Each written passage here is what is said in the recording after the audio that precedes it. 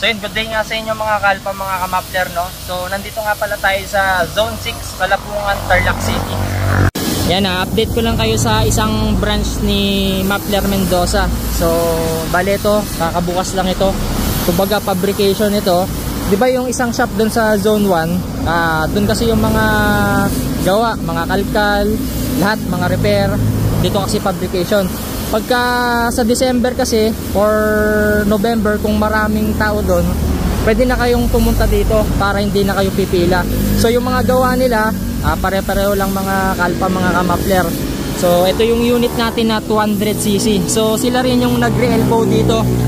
Pero ito, ang bala ko rito, ipapalaki ko yung screen nito, pati yung tip, siguro shark tip or teardrop. So ito, update ko lang kayo mga kalpa, mga kamapler. And kung ano yung mga gusto nyo pagkawang accessories, pwede rito. So ito, may nagpaparepair dito. Ito yung rampahan. So halos kompleto sila lahat ng gamit dito.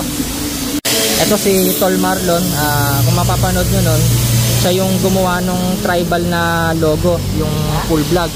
So ito yung mga ginagawa niya, mga letters, mga numbers, and mga letter signage. Ano sasabi mo, Tol? Baka may gusto kong shoutout. Yeah, Tol. Tapos ay sample yung mga order sa Shopee, siya yung gumagawa nito. Ayan. So kapag ka nakita nyo na yung mga ganitong design, gawang Mapler Mendoza yan. So ito, ma-order nyo to sa Shopee. Ayan, sa mga seaman dyan, pwede rin ito. Ayan o. Tapos diba dun sa isang shop, meron din mga naka-ready made ng full exhaust ng van. So dito meron din mga kalpa, mga kamapler. So ito, kompleto ng tools dito. Ayan, ito order to mga to eh. So ito naman yung name tag. Ayan. So ito sa mga sandalan to nilalagay. Ayan, CNC cut na to. Tapos ito si Tol Steve, may ginagawa siyang elbow. Ayan o, nire-repair niya. So may benderan din dito. Ayan Tol, ano masasabi mo Tol? Ito isa to sa Batikan. Ayan o. Ayan, kapag kasira na yung elbow ninyo, alam nyo na yung pupuntahan ninyo, Mapler Mendoza. Sa susunod, punta tayo doon sa isang shop doon sa San Miguel, Tarlac. Ayan o, sipat kilates yan. So ito naman yung mga iba pang accessories. So ito yung mga letrang gawa o. Ito yung mga order. Ayan. So sa mga school, sila rin yung gumagawa ng mga letter signage. So ito yung mga ibang display. Ayan, ito mga logo, back to back yan, no? Napakaangat. Ito naman yung chain cover pang Temex 125 tsaka 155. Tapos ito mudguard. Ayan, napakarami. Tapos signal light cover. Ayan, yung mga ibang accessories nandito rin. Tapos resonator, halos lahat kompleto. Ito si Tol Jeffrey, siya yung nagpapabricate ng mga sandalan. Ayan. Ano sasabi mo Tol? Baka may gusto kong shoutout. Ayan yung gawa nyo. Pakalinis oh.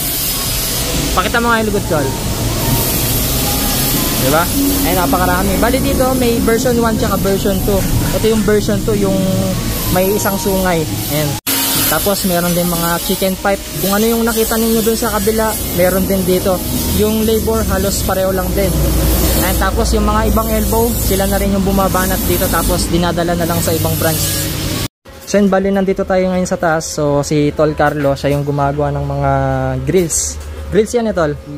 Yan, siya yung mga nagpapabricate dito. Tapos siya rin yung gumagawa ng mga sandalan. Ayan, nandito tayo sa taas. So ito, kompleto ng mga heavy tools, heavy equipment. So ito yung gamit na TIG. And dito may mga naka-ready na rin, no? Ibebend na lang yan. Tapos ito si Tol Nick, siya naman yung nagpapabricate dito sa mga name tag. And Tol, baka may gusto kang shoutout Tol. Shoutout mga boys. Ayan, dami rito.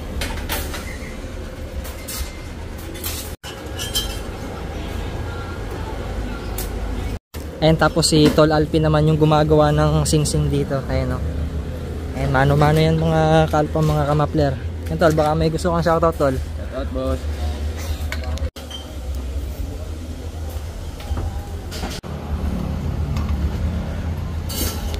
Tapos nandito tayo sa taas yung production. Ito yung sa engrave. So ito, may mga nagpapagawa rin ng pasadya na letter sa mga sasakyan. Ito alloy ito. Tapos yung CNC cutting machine. Ayan. Tol, ano yung mga bago dito, Tol? Ito may mga bago tayo. Ferrari logo. Ferrari logo. Ito yung mabenta, no? Ito yung sa 8 inches, meron tayong 11 inches. Mga bago Ferrari. Tapos marami talaga tayong logo na pwede nila pagpilian. Ano yung mga bagong design mo pa rito ay? Yung mga nire-request pa nila? Ito. Saan dito, Tol? Ito yung Jordan. Ay, bago to. May 23 sa ilalim. Sige nga, Tol, tanggalin mo nga, Tol, pakita natin. So ito yung bagong design. Ayan. Back to back to Jordan. Ayan. So yung sidings niya, kumpleto yan. Diba? 8 inches to. Yung mga pan ni Jordan dyan. Diba, Tol? Yes. Tapos meron din tayo dito mga bagong white beard. Bago yan, white beard na.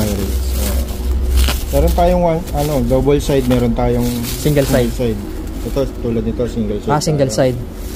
Yung iba kasi ayaw nila ng double side na yung back to back. Ilalapat lang nila dito sa mga nila. Sa plancha eh. Kumbaga yung sa double side, yung sa mga sandalan na Hindi sa mga kalasag kasi back to back talaga yung kalasag natin. And yung mga nakikita ninyong mga ganitong design sa Pampanga, sa Pangasinan, Mapler Mendoza po yung gumagawa niyan. Tapos si Tol Christian yung nag-laser cut, nag-layout. Siya rin yung nag-layout sa mga letra. Ayun yung mga ganito. Ditong spider lang. Spider. Laki Tapos 11 inches siya. Yung ganito, Tol, magkano na kasi to? Ito mga nasa 900. 900 to. 900. Ito rin, mga one side yan. Mga nilalapat nila sa harap. Ito, Avengers. So ito, mabibili naman na nila to sa Shopee. So available na yun sa Shopee. So idadrop ko yung link dyan sa Shopee. Mga kalpa, mga kamapler. Meron din tayong malaking Transformer. 12 inches naman siya. At may mga Superman tayo. Ito, mga Superman. Mga kalasag naman na to, no? So halimbawa, kapag gusto nila ng white beard tool na design, pwede rin dito, no? Pwede rin ma-input dito. Dapat sa ganyan. Hindi siya basta bilog. Meron siyang kalasag talaga. May kalasag din, no? So ito, actually, nilalagay ito sa harap. Pangkalasag siya sa harap. Sa mga tricycle. Tapos may maliit din tayo. Ito yung maliliit natin. Double shade naman na transformer. Parang yung pinakita ko dun sa kabila, no? May mas maliit pa rito, ne? May mas maliit pa dyan. Tapos ito pa yung mga bagong gawa rito na antena. Ayan, no? So pwede kayong magpasadya ng mga design.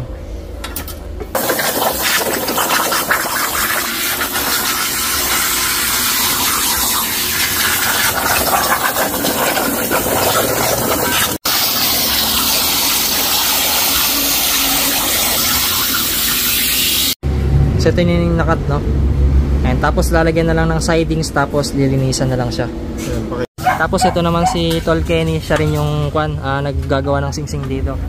Siya rin yung gumagawa ng so ito rin, siya rin yung gumagawa ng side wheel cover. Ayan, siya rin yung nagpa-fabricate. So yun nga mga kalpa, mga kamapler, no? Pagka gusto ninyong magpagawa, kung yung schedule ninyo, pwede naman kayong mag-PM sa Facebook page. Katulad nga ng sinabi ko sa inyo, lagi naman silang nagre-reply dyan. So pag nag-message kayo, talagang i-assist kayo ng mga customer service. So ulitin ko mga kalpa, mga kamapler, along the highway lang itong second branch. So Zone 6, Barangay Salapungan, Tarlac City. So pagka galing kayo ng Paniki, ayan, makita nyo dito yung mga nagtitinda ng mga garden. Ayan, no? Tapat ng garden, yung mga bulaklak, ayan, may mga gawang mga upuan dito. Tapos banda doon, marami mga nagtitinda doon. So bago Shell, pag galing kayo ng Kapas, lagpasan nyo lang ng konti yung Osias, ay makita nyo yung crossing dito ng Pa Victoria, yung kantong yan. So makita nyo na to, yung malaking akasya. So napaka-presko dito sa isang branch.